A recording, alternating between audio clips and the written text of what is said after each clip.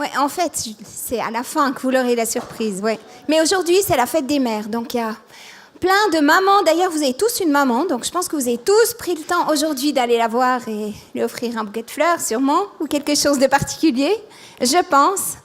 Mais en fait, j'aimerais pas honorer seulement les mamans, mais j'aimerais honorer toutes les femmes qui sont là, les jeunes femmes, les jeunes filles. En fait, toutes les personnes féminines. Vous pouvez lever la main, toutes les femmes ici. Voilà, voilà. Alors ça c'est une valeur sûre, moi je dis. J'aimerais vraiment vous bénir pour qui vous êtes, pour la différence que vous faites et l'influence que vous avez autour de vous. Et j'aimerais juste vous lire Éphésiens 2 pour chacune d'entre vous. « Car tu es son ouvrage ayant été créé en Jésus-Christ pour des bonnes œuvres que Dieu a préparées d'avance, afin que tu les pratiques. » Ces bonnes œuvres, vous en avez chacune, vous êtes déjà en plein dedans pour la plupart. Mais je crois que Dieu a quelque chose de plus pour les femmes ici au Gospel, pour les hommes aussi, mais aussi pour les femmes, parce qu'on est... Et voilà, et j'aimerais vraiment vous encourager. On aimerait vous donner quelque chose à la fin de la célébration. Quand vous passerez à côté du stand accueil, il y aura une surprise pour vous. Donc, ceux qui sont venus sans leurs épouses ou sans leurs fiancés ou amis et tout, vous pouvez en prendre, il y en a assez. Donc, comme ça, elles auront aussi un petit souvenir de cette journée et de ce temps. Donc, c'est pour toutes les femmes, c'est pas pour les mamans seulement, c'est pour tout le monde. Et pas les gars. Alors, aujourd'hui, j'aimerais simplement rappeler au début, en fait, que Dieu est un Dieu de relations. Donc, on n'est pas en train de vivre un temps religieux ou une religion quelconque, mais Dieu, c'est un Dieu de relations. En fait, Jésus, dans la Bible, on voit, si vous lisez les évangiles, vous voyez qu'il était tout le temps avec toutes sortes de personnes, tout le monde. C'est même dit à un moment donné qu'il était à table dans la maison de Lévi ou Matthieu. C'était un publicain, c'est-à-dire que c'est un homme qui récoltait les taxes. Puis en passant, il se remplissait les poches. Donc c'était un voleur, c'était un fraudeur. Personne l'aimait, mais Jésus est venu manger chez lui. Et en fait, avec ça, il y avait plein de personnes qui étaient là avec eux. Et tous ces gens, c'était des pécheurs. Péchés, comme nous, quoi. Des gens comme nous, en fait. Et en fait, les religieux, ils avaient la vie très dure à cette époque parce qu'ils n'arrivaient pas à comprendre pourquoi Jésus allait manger avec tout le monde. Ils disaient, mais tu pourrais manger avec nous parce que nous, on est purs, on est des gens bien, on est des gens qui vaut la peine d'être fréquentés, tandis que toi, Jésus, tu vas avec tout le monde et n'importe qui. Et ils lui en voulaient à cause de ça. Et Jésus, il avait cette particularité, il a dit, je ne suis pas venu pour les personnes parfaites, je suis venu pour les gens qui en ont besoin, comme moi. Je suis venu pour ceux qui sont malades, pour ceux qui réalisent qu'il leur manque quelque chose, pour tous ceux qui ont besoin de lui, des gens comme moi et comme vous. Il est venu pour ces gens-là, pour avoir une relation, un parcours de vie avec chacun d'entre nous. Et j'aimerais juste que vous vous rappeliez dans un coin de votre tête le fait que Jésus, c'est un Dieu de relation, un Dieu de relation. Et en fait, il a complètement révolutionné les choses quand il est venu. Il a changé, en fait, toutes les théories, tout ce qui se vivait à l'époque. Il a renversé complètement les choses. Et ce qu'il a amené, en fait, c'est qu'il a pris les gens comme ils étaient, c'est-à-dire moi comme j'étais. Il m'a aimé, on a chanté d'ailleurs. Bien avant que je change quoi que ce soit, en fait, tu m'avais déjà aimé, tu m'avais déjà créé et tu m'aimais et tu voulais que je t'aime. Et en fait, il nous a pris comme on était. Ensuite, il s'est joint à nous et à partir de là, on a commencé à changer. Et en fait, c'est exactement le contraire qui se passe dans beaucoup d'autres religions où souvent on te demande dans beaucoup de domaines de faire des efforts et d'arriver à être d'une certaine manière pour pouvoir mériter quelque chose. Alors qu'avec Jésus, c'est l'inverse. Tu viens comme tu es, vraiment comme tu es. Et à partir du moment où tu commences à marcher avec Jésus, tu commences à changer. C'est un petit peu la même chose que quand on s'est marié avec Philippe. On est venu comme on était. Et une fois qu'on était mariés, on a commencé à changer. Alors, il n'y a pas que moi qui ai changé, lui aussi. En fait, on s'est adapté. Il y a des choses qui se sont changées naturellement. Pourquoi ? Parce qu'on s'aimait. Et par amour, les choses, elles deviennent différentes. Les coins, ils s'arrondissent, il y a des évidences qui ne le sont plus, il y a des impératifs qui deviennent plus du tout nécessaires, qui se deviennent anodins. Et en fait, on s'arrondit, on change et on devient meilleur. On devient meilleur. Et pourquoi? Par amour. Et avec Jésus, c'est la même chose. Par amour pour lui, les choses, elles commencent à changer dans nos vies. Et on s'en rend souvent pas compte. Alors, j'aimerais vous poser une question à chacun. Où est-ce que tu en es dans ta relation avec Jésus? Où est-ce que tu en es? J'ai pas dit, est-ce que tu vas à l'église régulièrement, ou est-ce que tu lis ta Bible, ou est-ce que tu pries tous les jours? C'est pas ça que j'ai demandé. J'ai juste demandé, où est-ce que tu en es dans ta relation avec Jésus? À quelle étape est-ce que tu en es? Alors, on va commencer avec une histoire de pêche et de poisson. Certains connaissent un peu cette histoire, peut-être d'autres un peu moins. En fait, Jésus il se trouvait au bord du lac de Galilée et il y avait une énorme foule qui se pressait vers lui.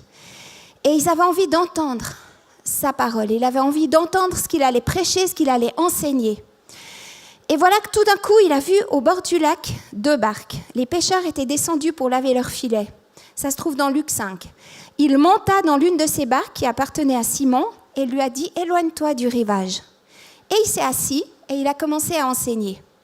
Et quand il eut fini de parler, il dit à Simon « Avance là où l'eau est profonde et jette ton filet pour pêcher ». Simon lui a dit « Mais en fait, on l'a fait toute la nuit, ça. Et on n'a rien pris. Mais sur ta parole, je jetterai les filets. » Ils les jetèrent et prirent une grande quantité de poissons et leurs filets se déchiraient. Ils firent signe à leurs compagnons qui étaient dans l'autre barque de venir les aider. Et les 2 barques étaient tellement remplies qu'elles commençaient à s'enfoncer et à prendre l'eau. Et quand Simon vit ça, il est tombé à genoux et il a dit « Seigneur, éloigne-toi de moi parce que je suis un homme pécheur. » Et en effet, tous ceux qui étaient avec lui étaient remplis de peur à cause de la pêche qu'ils avaient fait. C'était un truc pas logique. Et en fait, Jésus lui a dit, n'aie pas peur, désormais tu seras pêcheur d'hommes. Et en fait, j'aimerais vous expliquer 2-3 choses par rapport à ça. Jésus, il était là, et puis la foule venait, il était coincé, je pense qu'au bout d'un moment, il a pris ses pieds dans l'eau. Mais en même temps, il est dit que la foule, ils étaient venus pour entendre Jésus. Entendre Jésus, ça veut dire réfléchir en fait à ce qui était enseigné. Et moi, j'aimerais dire que suivre Jésus, ça ne veut pas dire avoir une foi qui est aveugle et puis qui est bête. C'est-à-dire que ce n'est pas parce que moi, je vous dis quelque chose que vous devez forcément le croire tout de suite. Dieu vous a donné une intelligence, il vous a donné un cœur, vous pouvez réfléchir, vous pouvez évaluer. Je dirais quand on vient au dé, c'est pas important de laisser son cerveau à l'extérieur puis de se dire voilà, on rentre, on écoute simplement. Mais prenez tout ce que vous êtes et qui vous êtes et réfléchissez à partir de ce qu'on vous partage, de ce qu'on vous donne. Parce que la foi vient de ce qu'on entend, ce que vous entendez, mais ce qu'on entend vient de la parole de Dieu. Mais c'est quelque chose que vous devez vous-même éprouver. Et j'aimerais vous encourager à réfléchir, à écouter, mais à réfléchir. Et Jésus, il se trouvait au bord de ce lac, et puis il avait les pieds dans l'eau, il ne savait plus comment faire, tellement de monde qu'il était coincé. Et tout d'un coup, il a vu qu'il y avait 2 barques qui étaient là, un peu plus loin, et les pêcheurs, ils étaient descendus, ils étaient partis de leur barque, ces barques étaient vides. Et ces pêcheurs, ils avaient pêché toute la nuit. Et pourquoi ils avaient pêché la nuit? Parce qu'en fait, la nuit, j'ai pas inventé ça, j'ai lu ça. Les poissons, comme il fait froid, ils remontent à la surface parce que l'eau en surface est beaucoup plus chaude.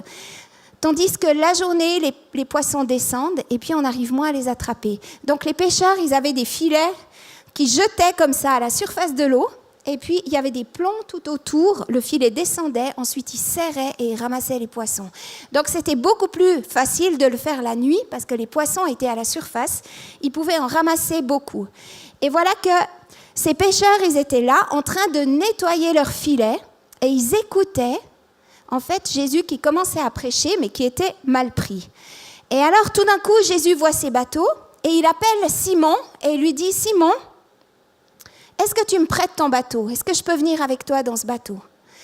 Et alors, Simon a pris Jésus Et il a commencé à enseigner. Il est dit qu'il s'asseyait et il a commencé à enseigner. Et en fait, les pêcheurs, ils venaient de ranger tout leur matériel. Ça veut dire qu'une fois qu'ils avaient fini de pêcher, ils devaient regarder un petit peu toutes les herbes et les algues qui étaient prises dans les filets. Ils devaient nettoyer, essayer d'enlever un peu tout ça. Ils devaient réparer les trous. C'était pas simple. Et ça donnait du job, tout ça. Et en plus, je pense qu'ils avaient nettoyé leur bateau. Ils étaient un petit peu démoralisés parce qu'ils n'avaient rien pris. Mais toujours est-il qu'ils avaient fini de tout faire ça. Et ensuite, Jésus, en plus de ça...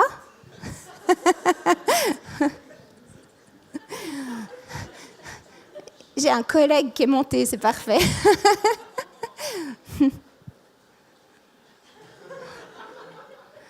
On va voir qui c'est qui réussit, si c'est le papa ou le fils. Non, ça va. Et en fait, Jésus, quand il a eu fini, il a dit à Pierre, qui était dans le bateau, il lui a dit, Pierre, allez, on prend le bateau et on va beaucoup plus loin, on va là où les eaux sont profondes. Et en plus de ça, il lui a dit, tu vas jeter le filet pour repêcher. Et en fait, Simon, il venait de ranger son filet, il venait de nettoyer tout ça, il avait plié tout ça, il avait mis ça en ordre pour le jour d'après. Et voilà que Jésus lui dit, viens en eau profonde et viens, recommence à pêcher. Et en fait, ce que Jésus lui a demandé de faire, c'est j'aimerais que tu fasses quelque chose que tu as certainement fait des milliers de fois, mais je veux que tu le fasses à ma façon, c'est-à-dire que tu le fais aujourd'hui pendant la journée, alors que toi, tu l'as fait pendant la nuit. Et Simon et ses amis qui étaient là, ils avaient déjà fait connaissance de Jésus, mais ils n'avaient jamais été plus loin dans leur démarche avec lui. Mais par contre, ils avaient entendu ce que Jésus disait. Ils l'avaient entendu. Mais bon, pêcher en plein jour, il y avait quand même un monde entre deux, quoi. C'était quand même difficile. Et Simon, il avait un choix, c'est-à-dire que son cœur, on va dire, était confronté à un choix. Est-ce qu'il arrivait à faire confiance à Jésus? Est-ce qu'il arrivait à oser remonter dans ce bateau? Il y était, mais aller partir en mer alors qu'il y avait toute la foule qui était là et tout le monde savait que les pêcheurs ne repartaient jamais pendant la journée. Est-ce qu'il était d'accord de faire assez confiance en Jésus pour obéir et pour faire ce que Jésus lui demandait? Nous, quand on lit l'histoire, ça paraît évident parce qu'on sait qu'après, ils ont eu une pêche miraculeuse. Mais lui, sur le moment, il ne savait rien. Il avait juste ce qu'il avait entendu de Jésus, ses messages, ce qu'il avait enseigné. Et en fait, cet homme, il a dit, sur ta parole, je jetterai le filet. Il a osé aller plus loin. Il ne l'a fait pas parce qu'il pensait que ça allait marcher. Il ne l'a pas fait parce qu'il pensait que c'était une bonne idée, du tout. Il ne l'a pas fait parce qu'il pensait qu'il allait améliorer sa réputation, parce qu'au contraire, il allait plutôt passer pour un fou, je dirais. Mais il l'a fait parce qu'il avait écouté Jésus, parce qu'il avait entendu ce que Jésus enseignait et parce que sa foi naissante avait été fortifiée par ce qu'il avait entendu. Et à cause de ça, il a dit, d'accord, je remonte avec toi, je vais au large et je jette le filet. Simon, il se confie en la parole de Jésus. Ce n'est pas juste une histoire de pêche et de poissons. Et en fait, on peut voir aussi par la suite dans l'histoire que ce que Simon a fait, c'est Simon-Pierre, c'est pour ça peut-être je vais me tromper des fois, hein, puis l'appeler Pierre au lieu de Simon. Ce que Simon a fait, la décision qu'il a prise aujourd'hui, ce jour-là, au bord du lac de Gethsémani, ça a changé sa destinée. Parce que cet homme, quand il a vu ce que Jésus avait fait, il l'avait entendu d'abord. Ensuite, il a été d'accord de prêter son bateau. Ensuite, il a été d'accord d'aller repêcher en journée. À cause de ça, ça a changé sa destinée. Parce que cet homme, quand il a vu les 2 bateaux qui étaient pleins à ras-bord, il est tombé à genoux et il a dit « Jésus, je veux te suivre. » J'ose plus, d'abord il l'a appelé maître et puis ensuite il l'a appelé Seigneur. Parce qu'il l'a reconnu comme Seigneur. Il y a quelque chose dans le cœur de Simon qui a changé, qui s'est transformé. Et cet homme, quand on continue à lire la Bible et qu'on arrive dans les Actes, une fois que Jésus était mort et ressuscité et remonté au ciel, Simon, ça a été le premier évangéliste qui a annoncé, qui a parlé de Dieu, qui a parlé de Jésus à une immense foule. Et quand il a fait ça, son premier sermon, son premier message, il y a plus de 3000 personnes qui se sont converties. Plus de 3000. Mais lui, il ne savait pas tout ça. Il ne savait pas ce que son acte d'obéissance, ce que le fait qu'il soit d'accord de faire quelque chose qui n'était pas logique, qui n'était pas normal, qui était différent, en fait, allait engendrer dans sa vie, est-ce que ça allait changer pour sa destinée. Et moi, je crois qu'aujourd'hui, ce soir, il y en a plusieurs dans le cœur duquel Dieu est en train de parler. Le Saint-Esprit est en train de te parler. Il est en train de te rappeler des choses, de te rappeler des choses importantes qu'il t'a dit. Simon, il a fait le choix de faire confiance à Dieu, à Jésus, mais c'est seulement quand il a fait ce choix de lui faire confiance qu'il a expérimenté le miraculeux. Et certaines fois, on aimerait bien avoir la fin de l'histoire pour pouvoir avoir l'entre-deux et dire « Ok, c'est bon, je fais, j'y vais ». Mais en fait, on ne l'a jamais. Il y a toujours cet acte de foi. Et une fois que l'acte a été fait, à ce moment-là, le miraculeux descend.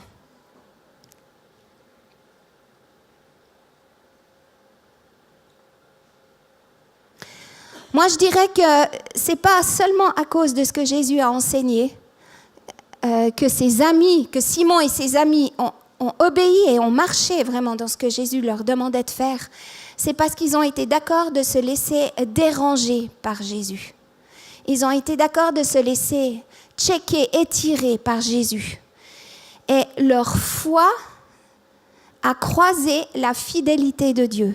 Parce que Dieu, quand il te demande quelque chose, sa fidélité, elle se met en route. Et au moment où ta foi croise la fidélité de Dieu, il y a le miraculeux qui vient. Le miraculeux qui se manifeste. Alors, peut-être, pour certains, c'est un peu des étapes ou des étapes différentes. Ça se peut que tu sois là et puis que, en fait, tu ne connaisses pas Jésus. Tu n'es pas encore croyant. Tu es là pour la première fois. Et puis, tu es juste là, tu es assis pour écouter parce qu'il y a quelqu'un qui t'a invité. Ou bien alors tu passais dans la rue, puis tu t'es dit, je vais venir voir ce que c'est. Et en fait, tu n'as pas tellement l'habitude d'être dans des églises ou dans des lieux comme ça. Tu entends ce qu'il y a. Et moi, je dirais que cette première étape, elle est hyper importante. Parce que c'est exactement ce que la foule a fait. Ils ont écouté. Simplement, ils ont écouté.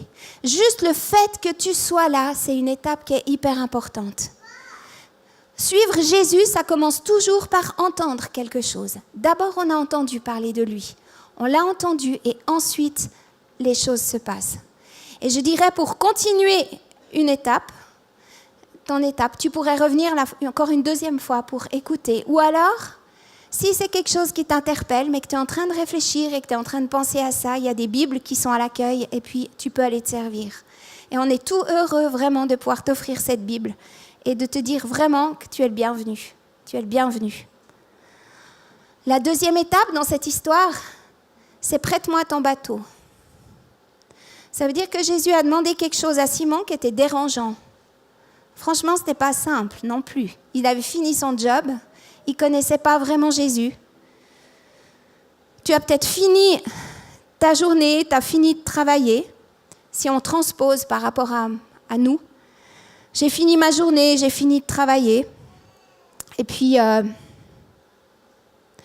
je ne sais plus où j'en suis. Et puis en fait, tu es là et puis tu réfléchis à certaines choses, tu es chrétien, tu as compris ce que Jésus avait fait pour toi. Et puis en fait, dans tes journées, tu dis, voilà, moi j'ai déjà pas mal de choses à faire, mais tout d'un coup, Dieu te parle des bases, comme la dernière fois. Il te dit, est-ce que tu fais partie d'une base ? Est-ce que tu as entendu parler de ces petits groupes qui se retrouvent la semaine ? Oui, mais tu comprends, Seigneur, c'est pas simple, parce que avec le job que j'ai, puis avec l'emploi du temps que j'ai, puis avec tout ce que je fais, c'est impossible pour moi de me retrouver encore un soir toutes les 2 semaines avec une équipe et tout. C'est difficile pour moi. Oui, c'est dérangeant. Est-ce que tu es d'accord de prêter ton bateau à Jésus ? Ça va te déranger, oui, tu vas devoir ressortir. Une fois toutes les 2 semaines à peu près. Mais l'Église, c'est vivre les uns avec les autres, c'est la famille. C'est vraiment la relation. Tu as besoin de frères et de sœurs qui vivent leur foi avec toi. Tu as besoin d'être encouragé, tu as besoin d'être fortifié, tu as besoin de pouvoir partager ce que tu vis, les défis qui sont les tiens. Tu as besoin qu'on prie pour toi parce que tu dois faire face à certaines choses, à une opération ou à une recherche de travail ou à un collègue où c'est pas simple. Et tu peux le vivre quand tu vas dans une base. Tu as besoin de personnes qui sont là. Donc, ce qui peut te déranger, c'est peut-être le fait que Jésus te dit, est-ce que tu as une base? Est-ce que tu fais partie d'une base? Et en fait, ça, c'est par exemple une manière. Une autre, ce serait, est-ce que tu es d'accord une fois de sortir un mardi soir avec Living God? Vous savez, ces espèces de flyers qui vont dans la rue et qui annoncent l'évangile, et qui prient pour les malades, et puis qui ne se gênent pas, qui abordent les gens, qui les aiment simplement, qui prennent le temps de discuter avec eux. Et peut-être que Dieu te dit, Living God, ça te dit quelque chose? Est-ce que tu es d'accord de faire quelque chose de plus? Pour d'autres, ça peut être juste de télécharger une version parce que pour toi, c'est difficile de lire ta Bible. Tu as de la peine. Alors, juste télécharger YouVersion. Tu télécharges cette version et tous les jours, tu as un verset. Tous les jours, tu as des témoignages. Tu as le temps dans le train, dans le bus ou bien, pas en voiture, mais quand tu es assis à quelque part, voilà. Tu prends le temps. Ça, c'est par exemple, prête-moi ton bateau. C'est être dérangé un petit peu dans ses habitudes. On a fini son travail, on a fini ce qu'on devait faire, mais Dieu te demande quelque chose de plus. Est-ce que tu es d'accord de rentrer dans cette étape-là? Et en fait, en Suisse, en Europe, on vit des temps qui sont extraordinaires. Il n'y a jamais eu autant de personnes qui donnent leur vie au Seigneur dans les temps qui sont là. Jamais autant de guérisons incroyables qui se sont passées. Que ça soit en Suisse, dans la rue, il y a des témoignages qui sont là. En fait, on vit des temps qui sont juste incroyables. Et c'est pour ça que ces étapes, elles sont importantes. C'est pour ça qu'on ne peut pas rester juste là où on en est. Mais en fait, Dieu te dit, est-ce que tu ne veux pas faire une étape de plus avec moi? Faire une étape de plus. Laisse Jésus te déranger. Laisse Jésus te prendre un petit peu de temps dans ta semaine. Quand tu arrives, tu dis « Waouh, le dé, c'est incroyable, toutes ces chaises rouillées qui sont là. Toute la sono qui est installée, le bar, c'est génial, c'est incroyable. » Ça ne se fait pas tout seul, hein? Alors peut-être que tout d'un coup, dans un coin de ton cœur, Dieu te dit, dans cette deuxième étape, est-ce que tu ne serais pas d'accord de t'engager? Est-ce que tu ne serais pas d'accord de donner du temps, de venir un peu avant pour venir aider? Ça, c'est se laisser déranger. La troisième étape, c'est quand Dieu te demande de partir en haute mer et de lancer le filet. Tu as toujours fait les choses d'une certaine manière, d'une façon qui te convenait, en fait ça te paraissait bon. Et tu es assez satisfait de ce que tu vis en général. Mais aujourd'hui, Dieu veut que tu fasses les choses différemment, à sa façon à lui. Il aimerait que tu commences à lui faire confiance d'une manière dont tu l'as jamais fait jusqu'à aujourd'hui. Ça veut dire un pas de plus dans ta confiance avec Jésus. Il aimerait que dans les priorités que tu as de ta vie, tu commences à les reconsidérer. Je ne sais pas si vous vous rappelez, une fois on avait fait, mais je ne suis pas sûre pratiquement, c'est un professeur en fait qui prenait du temps avec ses élèves et puis qui parlait des priorités. Comment on fait pour définir les priorités? Comment tu fais pour organiser ta journée? Et alors il avait son vase comme ça, puis il avait des gros cailloux, il avait des cailloux un peu plus petits, il avait du sable et il avait de l'eau. Et il posait la question à ses élèves, il leur disait « Vas-y, remplis, essaye de tout mettre dans ce vase-là. » Et en fait les élèves ont essayé, et puis ils ont essayé différentes manières, mais en fait il n'y en a qu'une pour que tout rentre dedans. C'est si tu commences à mettre les plus gros cailloux, si tu commences à mettre tes bonnes priorités dans ta vie. Et là, tu places les cailloux au fond, ensuite tu mets les plus petits, ensuite tu continues avec le sable et tu mets l'eau et tu arrives à remplir, à tout mettre dedans. Donc l'importance de reconsidérer ses priorités. Par exemple, la gestion de tes finances. Est-ce que tu es d'accord de voir les choses à la manière de Dieu au niveau de tes finances? Qu'est-ce que Dieu te dit à ce niveau-là? Peut-être certains, il te dit, toi, ça fait longtemps que sur ton cœur, je t'ai demandé d'aller te former, je t'ai demandé de faire une école biblique, je t'ai demandé de faire quelque chose de plus, en fait. Et je crois que ça pourrait être le moment maintenant. Et j'aimerais qu'on réfléchisse à ça, qu'on écoute vraiment le Saint-Esprit. Ça fait peut-être un moment que tu viens au gospel, tu as entendu beaucoup de choses, tu connais plein de choses en fait. T'en connais presque trop. T'en connais presque trop. Tu passes des bons moments avec Dieu. Tu fais partie d'une base parce que tu en as rejoint une. Mais en fait, tu ne sais pas pourquoi dans ton cœur, il y a un truc qui ne joue pas. C'est comme si c'était un peu non. Tu sais, quand on fait un milkshake et puis qu'on secoue, en fait. Dieu est en train de parler à ton cœur. Il est en train de faire revenir certaines choses dans ta vie. Il est en train de te dire, reconsidère certaines choses, reconsidère les priorités, reconsidère ta manière de gérer les choses, reconsidère tes relations, reconsidère ce que je dépose dans ton cœur, les envies et les rêves que tu as, reconsidère ces choses. Et ça, quand tu commences à faire confiance à Dieu, à dire Seigneur, dans cette 3e étape, il y a quelque chose où j'aimerais que ça change. J'aimerais que tu renverses le sablier. J'en ai marre d'être toujours simplement comme ça. J'ai envie de moi pouvoir amener, de moi pouvoir déverser.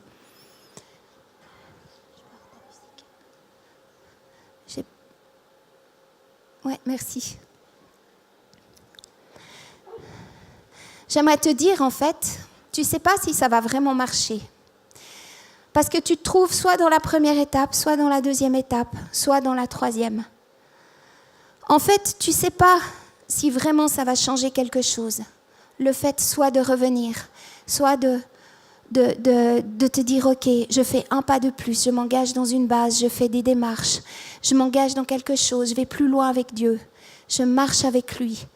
Si considérer ce que tu as dans ton cœur et te dire, ok, j'oublie de rester sur terre et d'avoir pied dans un endroit, mais je vais beaucoup plus loin et je lance le filet dans un lieu que je ne connais pas. Et en fait, tu te dis peut-être, je ne sais pas si ça va marcher, est-ce que réellement ça va changer quelque chose dans ma vie ? Est-ce que vraiment, Seigneur, si je réponds à ton appel, si je suis d'accord de faire cette démarche, si je suis d'accord de faire cette étape en plus, est-ce que ça va changer quelque chose ? Moi, j'aimerais te dire, suis ce que tu reçois dans ton cœur. Suis ce que le Saint-Esprit est en train de te dire. Obéis simplement. Lève-toi avec ta foi et croise la fidélité de Dieu pour ta vie. Fais cette étape, suis ce que Dieu met dans ton cœur. Tu verras jamais les choses changer si tu n'es pas d'accord, toi, de commencer à faire une étape de plus. Tu verras jamais le changement. Par contre, si tu commences à marcher, si tu fais cette étape, alors à ce moment-là, les choses vont changer. Dans notre manière de vivre, dans nos priorités de vie, dans les relations, dans les finances, sur la parole de Jésus. Parce que Jésus aujourd'hui te dit, relance le filet sur cette parole. Tu te lèves pour entrer dans une confiance et dans une obéissance avec Jésus. Tu te lèves dans un niveau qui est vraiment différent. Tu remets ton futur à Jésus. Tu remets ton futur à Jésus. Peut-être, l'enjeu, en fait, il n'est pas dans la capacité de Dieu à t'aider à faire les choses, mais il est dans ta capacité à obéir. Parce qu'en fait, c'est là qu'il y a le plus grand enjeu. Parce que Jésus, souvent, il nous parle, il nous dit beaucoup de choses. Il nous parle sur notre propre vie, il nous encourage, il nous dit qu'il a confiance en nous, il nous dit qu'il croit en nous. Il voit les choses qui sont déjà plus loin. Il te dit, mais dans cette situation, il y a quelque chose à faire, tu peux vivre ça différemment. En fait, ce n'est pas la capacité de Dieu qui est à mettre en doute, et l'enjeu n'est pas là. Mais est-ce que moi, je suis d'accord de lui obéir ? Est-ce que moi, je suis d'accord de faire un pas de plus ? J'aimerais simplement qu'on puisse prier ensemble, et j'aimerais vous demander de vous lever.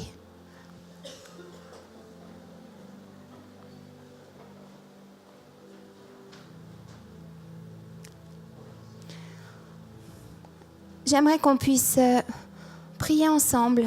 Je vais simplement proclamer certaines choses et j'aimerais vous encourager à les prendre par la foi pour vous.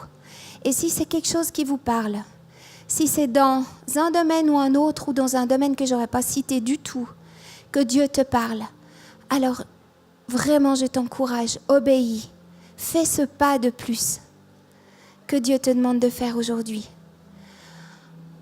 En premier, j'aimerais te poser une question. J'aimerais dire, est-ce que Tu ne veux pas passer le reste de ta vie à te demander ce qu'aurait été ta vie si tu avais obéi ce soir à ce que Dieu te demande. Moi, c'est quelque chose que je n'ai pas envie de faire. Je n'ai pas envie de passer le reste de ma vie à continuer dans certaines choses, à rester simplement dans l'étape dans laquelle je suis. Et puis au bout d'un moment, à me retourner en arrière puis me dire, mais à un moment donné, j'avais des choix, mais en fait, je ne les ai pas pris.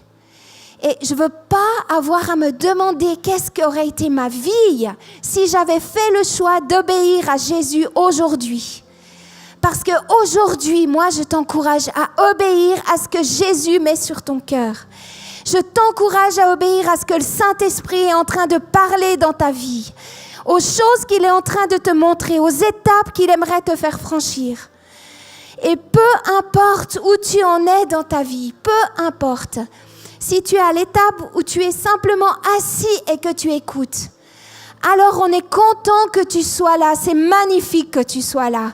Et moi je suis vraiment reconnaissante que tu sois dans cette étape. Et c'est important. Reviens la semaine prochaine, demande une Bible au stand. Viens poser tes questions à la fin de la célébration. Trouve des personnes avec qui tu pourras échanger et tu pourras dire ce que tu ressens. Si tu es là simplement et tu es venu pour écouter, alors c'est magnifique. C'est magnifique comme étape. Tu es au bon endroit là où tu es mis.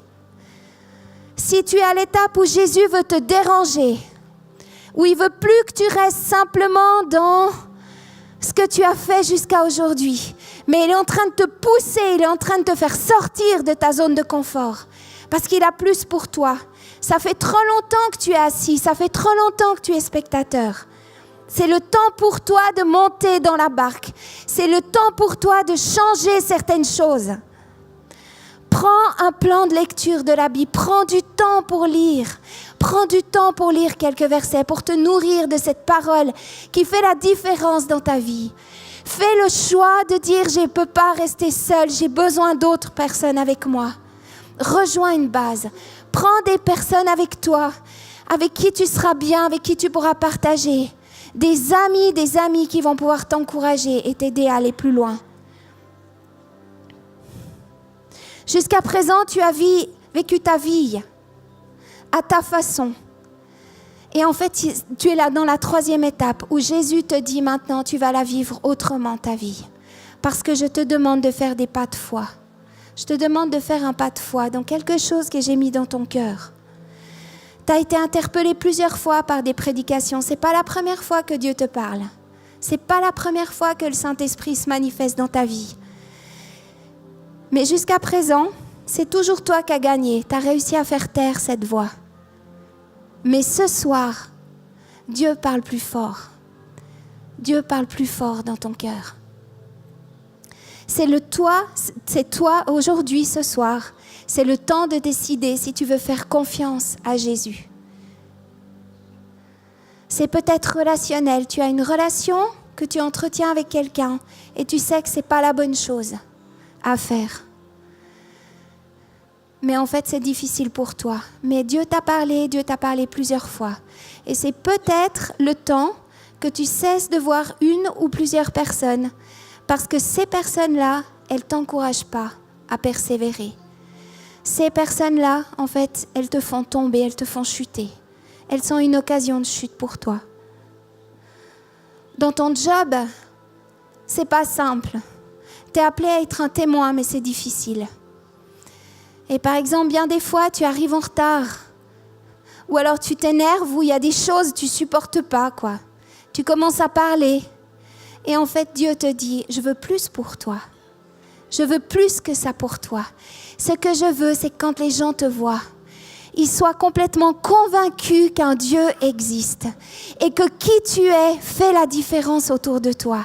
Je veux pas que tu restes là où tu en es, mais je veux que tu commences à aller dans les grandes eaux et que tu commences à me faire confiance. Confiance qu'avec moi, tu vas pouvoir être transformé, tu vas pouvoir être changé. Que, en fait, l'horizon de ton job, où tu te dis, il n'y a qu'une chose à faire, c'est changer parce qu'il n'y a rien à faire dans ce lieu. J'ai le sentiment que Dieu va te faire voir les choses autrement et que de l'arrière, tu vas commencer à passer à l'avant et que tu vas faire la différence là où Dieu t'a placé, dans le lieu où Dieu t'a placé. Pour d'autres, c'est financier. Dieu te demande de faire des pas de foi. Il te demande de gérer tes finances différemment. Dieu te dit, fais-le à ma façon. Comment est-ce que moi je te demande de gérer? Est-ce que tu es d'accord de prendre conseil auprès de moi et de changer ça? Pour d'autres encore, c'est de voir les choses qui se passent autour, de voir la souffrance de certains, la souffrance de plusieurs, et Dieu te dit, j'ai besoin de toi pour faire la différence. J'ai besoin de toi dans ce domaine. J'ai besoin de toi dans ce secteur-là ou dans cette sphère d'influence. J'ai besoin de toi. Si tu savais ce que Dieu veut faire avec toi, si tu es d'accord de monter ces étapes, si tu savais ce que Dieu va faire avec toi, tu serais déjà dans le bateau et tu aurais déjà jeté le filet, c'est sûr. Mais en fait, là, dans ce cas présent, tu es obligé de mettre ta foi en action et d'attendre que Dieu montre sa fidélité, parce que c'est ce qu'il va faire au moment où tu commences à monter les étapes. Dieu entend ton cœur ce soir. Merci Jésus, parce que je crois que tu as parlé à chacun et tu m'as parlé à moi aussi. Tu m'as parlé à moi aussi.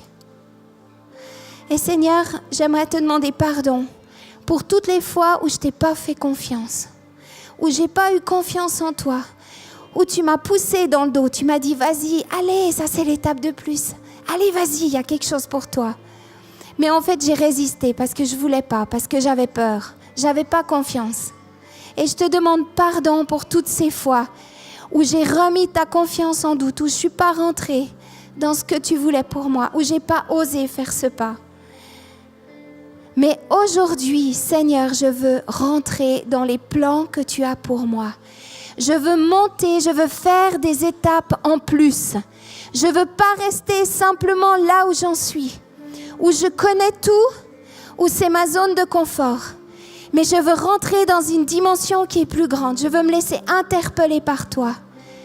Je veux faire des pas avec toi, des pas de foi avec toi. Et Seigneur Jésus, je prie ce soir, Saint-Esprit, que chacun d'entre nous, on soit interpellé, checké, on soit retourné dans notre cœur. Et que quoi que ce soit que tu aies parlé, Seigneur, dans nos vies à chacun, on soit plus jamais tranquille, on puisse plus simplement s'asseoir et dire, ça sera demain, ou ça sera après-demain, ou ça sera la semaine prochaine. Mais qu'aujourd'hui, on ait le cœur tellement pressé par ton amour, tellement pressé par l'amour que tu as pour chacun d'entre nous, tellement pressé par les plans, les projets de vie que tu as pour nous. Tellement pressé parce qu'on sait que tu as besoin de nous pour faire la différence autour. Et que si on ne rentre pas dans cette marche et cette démarche d'être actif pour toi, on ne pourra pas répondre au mandat que tu as sur notre vie. Et je prie que chacun d'entre nous, on ne reparte pas la même chose qu'on est rentré. Mais qu'aujourd'hui, on puisse chacun répondre à l'appel qui est sur notre cœur. Qu'on puisse chacun rentrer dans cette étape de plus dans laquelle tu nous demandes d'aller.